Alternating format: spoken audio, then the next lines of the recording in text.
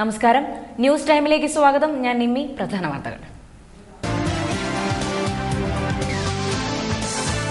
തീവ്രവാദ കേസിൽ ഉൾപ്പെട്ടവർ എത്ര ഉന്നതരായാലും പിടികൂടുമെന്ന് ആഭ്യന്തരമന്ത്രി കോടിയേരി ബാലകൃഷ്ണൻ. ശ്രീകണ്ഠാപുരം മാലിന്യ പ്രശ്നത്തിനെതിരെ യൂത്ത് കോൺഗ്രസ് പോസ്റ്റർ യുദ്ധം തുടങ്ങി. പുന്നാട് CPM പ്രവർത്തകന്റെ ഓട്ടോ തകർത്ത സംഭവം, 3 പേർക്കെതിരെ പോലീസ് കേസ്. വാർത്തകൾ വിശദമായി. തീവ്രവാദ കേസിൽ ഉൾപ്പെട്ടവർ എത്ര ഉന്നതരായാലും പിടികൂടുമെന്ന് ആഭ്യന്തരമന്ത്രി കോടിയേരി ബാലകൃഷ്ണൻ പറഞ്ഞു. കണ്ണൂരിൽ മാധ്യമപ്രവർത്തകരോട് സംസാരിക്കുകയായിരുന്നു അദ്ദേഹം. തീവ്രവാദ കേസുമായി ബന്ധപ്പെട്ടവർ എത്ര ഉന്നതരായാലും പിടികൂടും. പോലീസ് അന്വേഷിക്കുന്ന ഒരു കേസിലും സർക്കാർ ഇടപെടില്ലെന്നും ആഭ്യന്തരമന്ത്രി കോടിയേരി ബാലകൃഷ്ണൻ കണ്ണൂരിൽ മാധ്യമപ്രവർത്തകരോട് പറഞ്ഞു. തീവ്രവാദ കേസുമായി ബന്ധപ്പെട്ട് കണ്ണൂർ പോലീസ് ആസ്ഥാനത്ത് ചോദ്യം ചെയ്യലിനിടെ ലഷ്കർ ഇ തോയ്ബ ദക്ഷിണേന്ത്യൻ കമാൻഡർ തടയന്റെവിട നസീറിന്റെ കയ്യിൽ നിന്ന് പോലീസിന് കൂടുതൽ തെളിവ് ലഭിച്ചു. ബംഗളൂരു സ്ഫോടനത്തിന് ഉപയോഗിച്ചതിന്റെ ബാക്കി ബോംബുകൾ കണ്ണൂർ മാണിക്യങ്കാവിനടുത്ത് ഉപേക്ഷിച്ചതായി നസീർ പോലീസിനോട് കുറ്റസമ്മതം നടത്തി.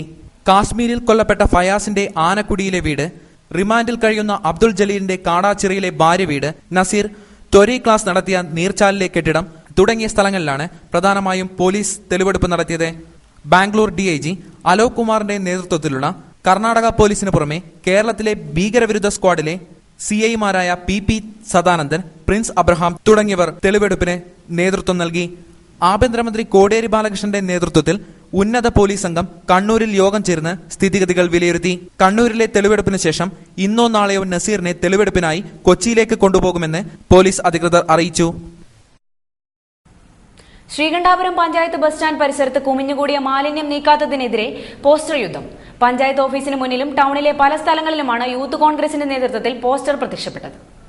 നാറുന്ന പഞ്ചായത്തും നാറിയ ഭരണസമിതിയും മാലിന്യ സംസ്കരണത്തിന്റെ പേരിൽ ലക്ഷ്യങ്ങൾ തട്ടിയത് പാർട്ടിയോ പ്രസിഡന്റോ എന്ന ചോദ്യത്തോടെയാണ് യൂത്ത് കോൺഗ്രസ് പ്രവർത്തകർ ശ്രീകണ്ഠാപുരത്ത് പോസ്റ്റർ പതിച്ചിട്ടുള്ളത്. മാലിന്യ കൂമ്പാരം പഞ്ചായത്തിന്റെ വികസന മുദ്രയെന്നും പോസ്റ്ററിൽ എഴുതിയിട്ടുണ്ട്. പഞ്ചായത്ത് ഓഫീസിന് മുമ്പിലാണ് വ്യാപകമായ poster പതിച്ചിട്ടുള്ളത്.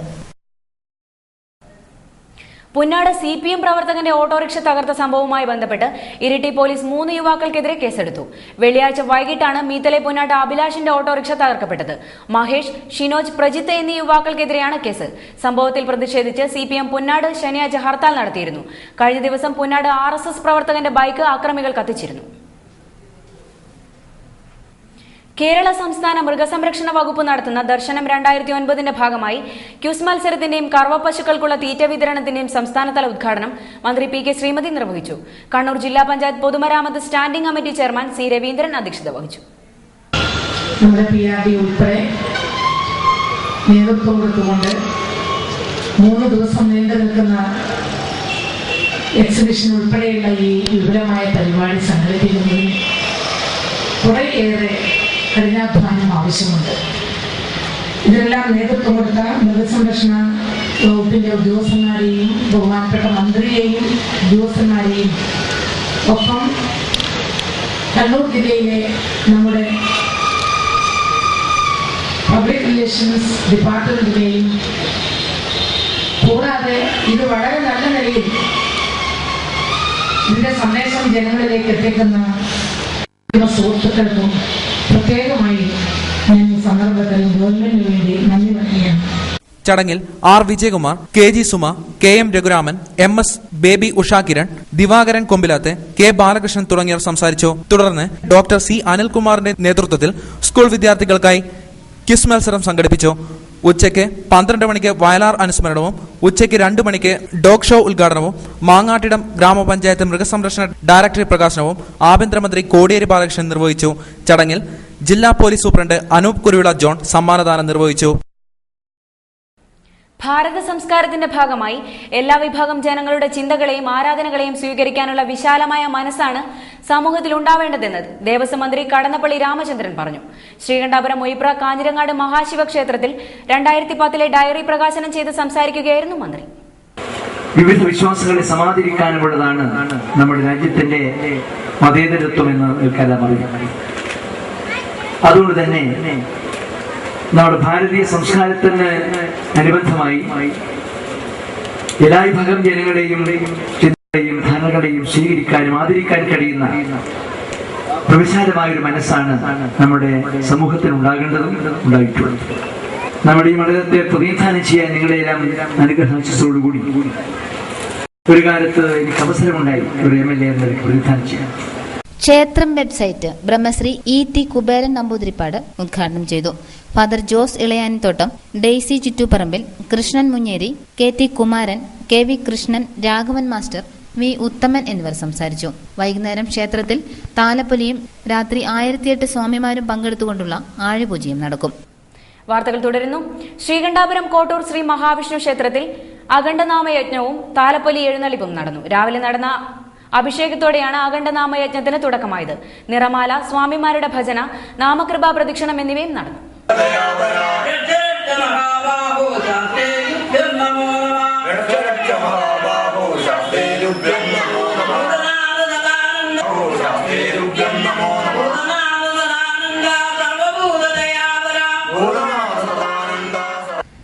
Cherupushpam mission link Thalassery അതിരൂപത നെല്ലിക്കാമ്പോയിൽ മേഖലാതല സമാപനം ഞായറാഴ്ച ഒഴിക്കൽ കുഞ്ഞേട്ടൻ നഗറിൽ നടക്കുമെന്ന് സംഘാടക സമിതി ഇരിട്ടിയിൽ നടത്തിയ വാർത്താ സമ്മേളനത്തിൽ അറിയിച്ചു.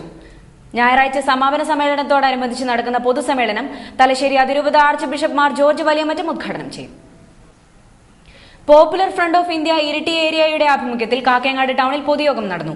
P നൌഷാദ് ഉദ്ഘാടനം ചെയ്തു. CM നസീർ അധ്യക്ഷത വഹിച്ചു. അബ്ദുൽ ലത്തീഫ് മലപ്പുറം മുഖ്യപ്രഭാഷണം നടത്തി.